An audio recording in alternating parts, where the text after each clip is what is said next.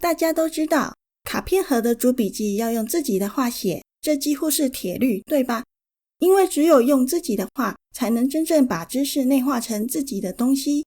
可是你知道吗？被奉为卡片盒之神的 Luhmann 教授，他那传说中的9万张卡片里，早期其实也塞满了抄书的笔记。对，你没听错，大神也抄书。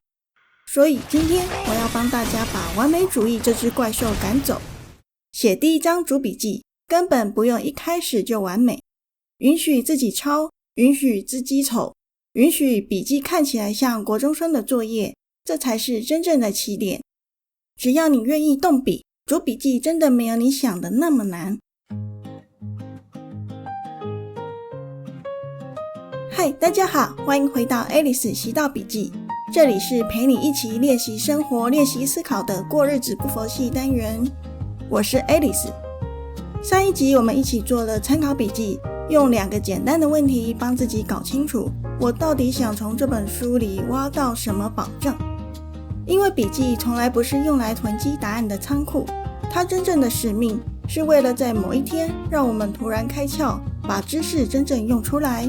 所以今天我们要把那些特别触动我们的想法偷出来，变成一张张真正属于自己的主笔记。但很多人一听到主笔记就开始紧张，要原子化吗？要完全用自己的话吗？这样10年后看得懂吗？结果脑袋打结，卡片一张都生不出来。放心，从今天起，先把这些规则通通丢掉。这一集的目标只有一个，让你真的写出第一张主笔记。现在我要召唤我的实作分身，实况桌的 Alice 记者，带大家直接动手写。嗨 Alice， 听得到吗？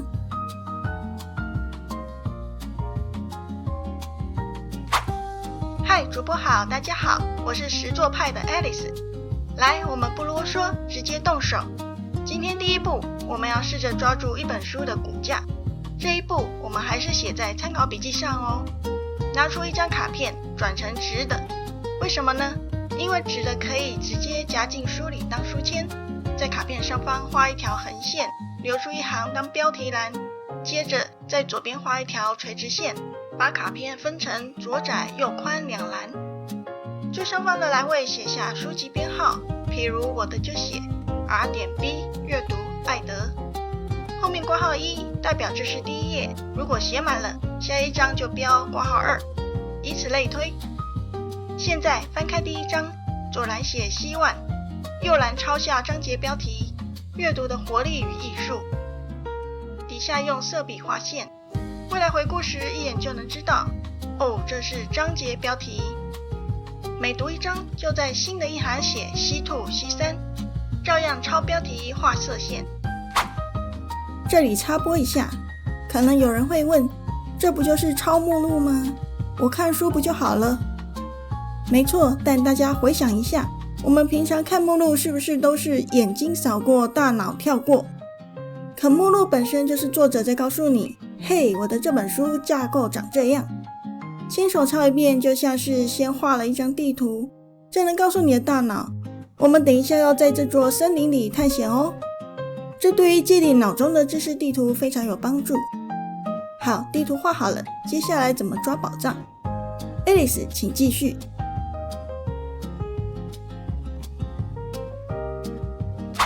第二步，我们要开始捕捉亮点。现在开始读书吧。只要看到感兴趣的内容，就在左栏写下页数，在右栏写下你想记住的资讯。主播，这里我有个问题，这一步有什么严格的格式规定吗？答案是没有。你可以像以前做传统笔记一样，摘录句子，抓重点，记录小小的感想，标注关键字或者提出问题。甚至你也可以直接标注 ZK， 提醒自己这段我想写成主笔记，你想写多少就写多少。记住，这张参考笔记只是暂存区，它的任务是让你阅读不中断，等到读完一个段落，我们再回头从这些线索中挑出值得变成主笔记的内容。不过这是读得很顺的状况，那如果书真的太难，完全看不懂呢？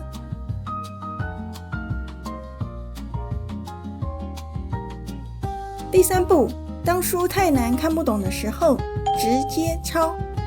如果你读的是第一次接触的领域，比如哲学、脑科学，或是那种读起来像在跟作者玩脑内密码游戏的书，你会发现根本没办法用自己的话写，因为你还在试图搞懂作者在说什么。这时候我们就要换一个策略，把难懂但又觉得好像很重要的段落直接加入到主笔记里。Alice 记者来示范给大家看。好的，主播，我一样用如何阅读一本书来做示范。我在第12页看到一句很想摘录的话，拿一张空白卡，上下各留1行，画个铅笔线提醒自己，这2行留着写卡片编号、标题和关键字。中间的部分我用蓝笔写上来源 R.B 阅读爱德 P 12页，然后再用黑笔一字不漏地抄下这句话。现代的媒体正以压倒性的泛滥资讯阻碍了我们的理解力。就这样，一张主笔记诞生了。等等，主播，这是不是有点偷懒？主笔记不是说要用自己的话说吗？这样不算犯规吗？不用怕，我跟你说，这可是有大神背书的。Shepard 在研究 Lumen 的原始卡片盒时发现， Lumen 早期笔记里也有大量纯摘录的卡片，他也是从抄书开始，才慢慢长出自己的想法。抄书有3个好处：1. 科技脑子里，强迫你慢下来，眼到手到心到。2. 储存原料，这句话就像一块高级木材，你现在可能还不会雕刻，但先存着，以后你想盖房子的时候就能拿来用。3. 降低门槛，你不用假装自己已经懂了，你只要诚实的说，这句话我现在还抓不到精髓，但它就是戳到我，我先将它冷冻封存，总有一天它会解冻。想想看，如果你在第1张主笔记就要求100%原创、原子化，10年后看得懂，那你可能永远都写不出第1张卡片。所以别急，深呼吸，跟我一起放下完美主义，先抄再说。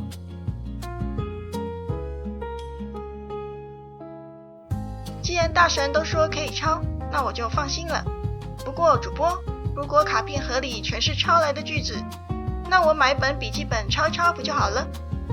没错，所以第4步，我们要从抄书小偷升级成有灵魂的作者。你需要加上一点点属于你自己的感想。可是我就是没感想才用抄的啊。你总有一个想抄这句话的理由吧？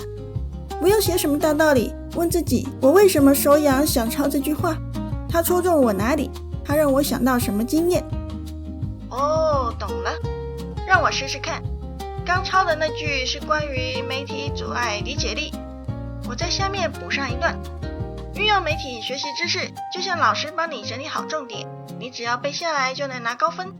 可这过程我们并没有真的用自己的思考方式去整理，也没有把经验和感官连接起来，结果就是我们缺乏理解。嘿，写出来了，虽然是很直白的大白话。写笔记就这么简单，只要写下你的想法就好。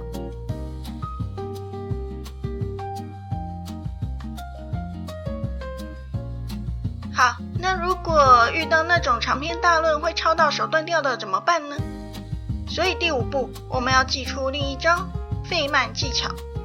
比如这本书第14页到第18页讲了阅读的3种目标，如果照抄，大概会抄到天荒地老。所以我们换一个策略，把作者的意思浓缩成你自己讲得出来的版本。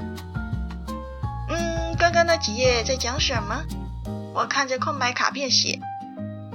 阅读有3种目标： 1. 娱乐，像读小说求的是开心与沉浸； 2. 获取资讯，像是读新闻或说明书，增加新知； 3. 增进理解力，从不懂到懂，通常出现在读哲学或抽象概念时。又完成一张主笔记啦，现在把镜头交还给棚内。谢谢 Alice 的示范，刚刚她做了一个很关键的动作，合上书。这就是费曼学习法的精髓，我自己在读比较难的书时最常用这招。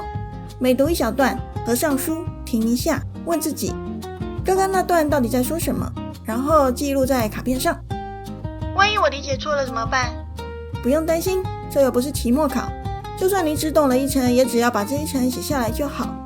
甚至错了也不要紧，因为我们会继续往下读，也会一次又一次的回来重读。每当有新的领悟，就再加一张卡片连接起来，这样一来，你就能清楚看见自己思考成长的轨迹。那是完全独属于你个人的思想体验，多么珍贵啊！看吧，写主笔记真的没那么可怕。最后给大家一个行动清单，现在就可以做。1. 从你手边的书摘录一段你最有感的话。2. 在底上写下我为什么想抄它。3. 试一次重述，读一小段，合上书，用自己的话写下来。把这些写在卡片上，这就是你卡片盒里的第一颗种子。现在我们手上已经有几张孤单的卡片了，下一集我们要来教大家怎么帮他们编号，让他们从孤岛连成一串串的思想链。记住哦，完美不是目标，开始才是。谢谢大家的收看，我们下次见，拜拜。